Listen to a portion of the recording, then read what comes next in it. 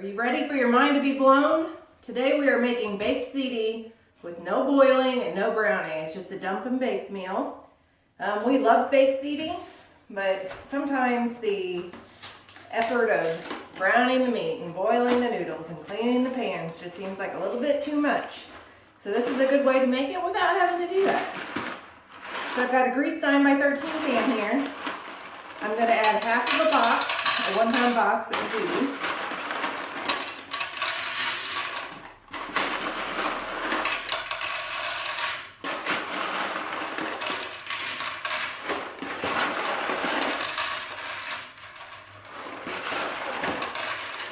If anything, go a little bit over a half of the box just so that the bottom of the pan is pretty well covered.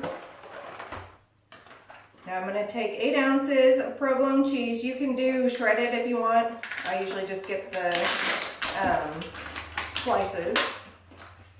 And we're going to layer that over top of our pasta here.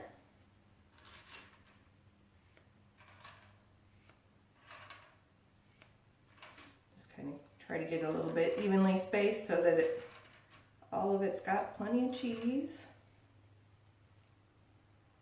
We don't want anyone feeling left out in here.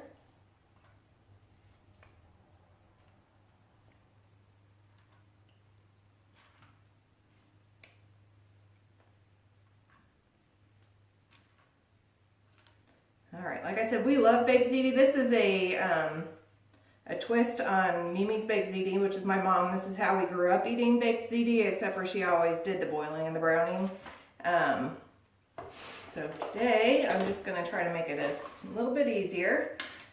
You're going to put 1.5 cups of sour cream in. I don't usually measure. This is a 2-cup container of sour cream, so I just use about 2/3 of it, kind of eyeball it. It makes it nice and easy. Again, the whole point is to kind of simplify it and make it a really nice, easy weeknight meal. This doesn't have to be spread out perfectly, but I do try to kind of spread it out over the cheese a little bit. It's going to kind of all melt together as we bake it anyway, but this way there's not any parts that are lacking. All right, now I've got 1 pound of raw ground beef here. You can very easily use Italian sausage instead, or leave the meat out and just make it a vegetarian baked ziti if you'd like. We're just going to take little dollops of this, just a little pinch at a time, and spread it over your cheese and sour cream here.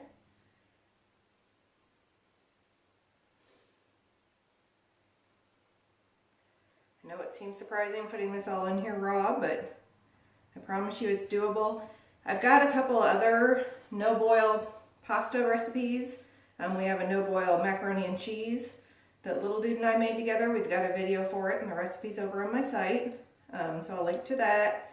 And then I also did a very similar but different version of a no-boil pasta bake that uses cheese and ricotta and Italian sausage and kind of the flavors that we normally have in our lasagna. But in a no-boil baked pasta kind of situation.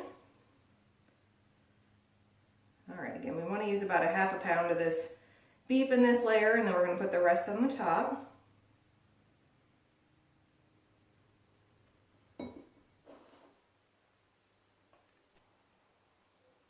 This is going to be good. With the weather cooling down, I tend to start making more casseroles and baked pasta and stuff. It's just a good way to kind of fill your belly and warm up the house with the oven going and everything. And go ahead and add the rest of the ziti.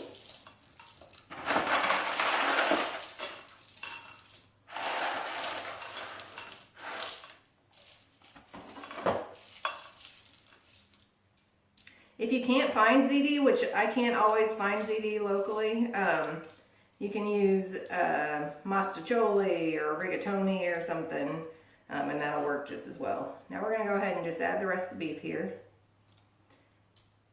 If you're trying to cut down on meat, like I said, you can leave it out completely, or you can very easily also use just 1/2 pound. That would be plenty.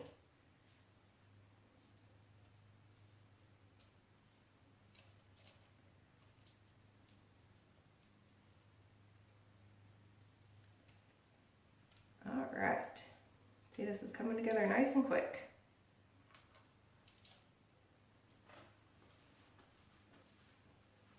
Now we need to make the sauce. So all you need for the sauce is a jar of your favorite pasta sauce. This is just a marinara. Go ahead and dump that in. Then you need 3 cups of chicken broth. I've already used a cup out of this container for another recipe, so I've got 3 cups left. I'm gonna go ahead and pour some in the jar just to clean out the rest of the sauce.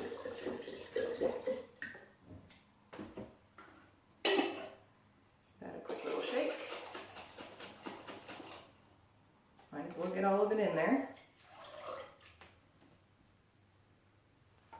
All right, and we'll add the rest of the broth.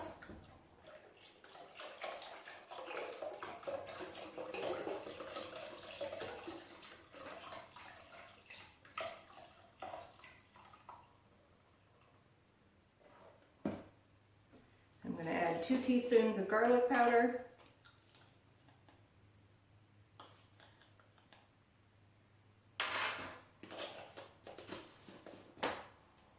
Teaspoon of oregano.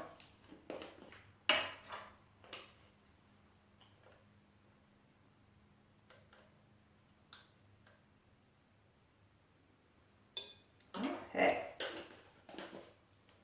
Just give that a quick stir.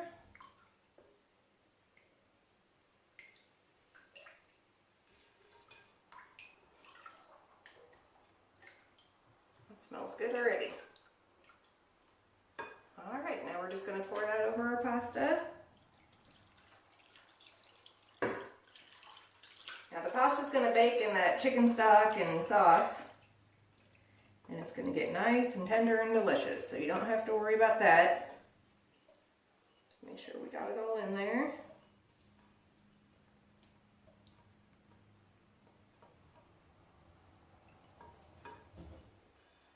Okay, now we're going to wrap this tightly in aluminum foil, and we're going to bake it at 425 for 50 minutes.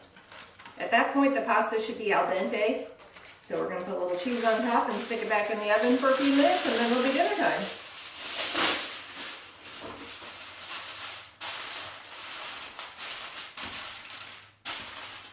All right, so I'm going to wash my hands up a little bit better and get this in the oven, and I'll be back when it's ready. All right, so it's been 50 minutes. Don't freak out too much.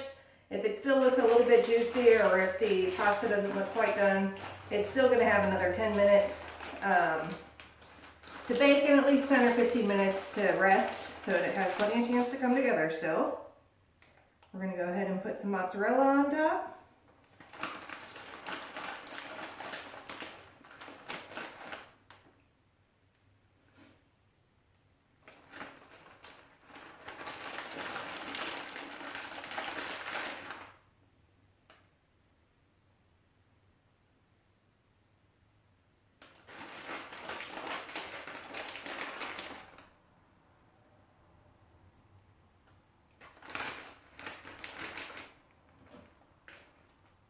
All right. And a little bit of Parmesan cheese. Then we're going to go ahead and stick it back in the oven. This time we're going to do it uncovered, like I said, for about 10 more minutes. And then you want to let it rest for a good 10 or 15 minutes afterwards. That'll give it a chance to kind of come together a little bit. The sauce will thicken up, and the pasta will soak up any more liquid if it needs it. And then it'll be time to eat. So we'll see you then. Okay. All right, so our pasta is baked and it's rested, and we served some up so it could cool down for taste testing. And I have a special guest here for the taste testing. So LD's gonna give it a try with me. Yeah. We're just gonna pop some garlic bread in the oven and maybe get a quick salad together or something, and we'll be ready for dinner with Dad. But right now we'll give it a taste and see what we think. Oh boy, that's a big bite I got going on here. Yeah. Cheese holding it all together. Yeah, but We got a little bit of everything. Yeah, bit of everything. All right, little meat, little cheese, little pasta. Oh, I don't have cheese. And there's cheese everywhere. All right, ready? Yep. Let's see what we think. That is good. It's creamy. The pasta's cooked well. The cheese is all melted and gooey. Get the pasta's al dente. And then just the creamy and meat and all that stuff comes together. I know, it's hard not to eat that whole plate right now, but Yeah. we need to eat dinner with Dad too. All right. Well, I think we're going to have a good dinner in store for us tonight. I hope you give this recipe a try. It's a quick and easy way to do it without quite so many dirty dishes, and it's fabulous. Yeah. Check out our other no-boil pasta recipes. And if you have any suggestions for things you'd like to see us make a video for, let us know in the comments below. Hit that like and subscribe button. This is a like. All right. And guys. the subscribe button. Make sure you turn on the notification bell so you do not miss any of our good, fun, tasty, or making videos. Yep, and we'll see you next time. Thanks for watching. Bye. Bye.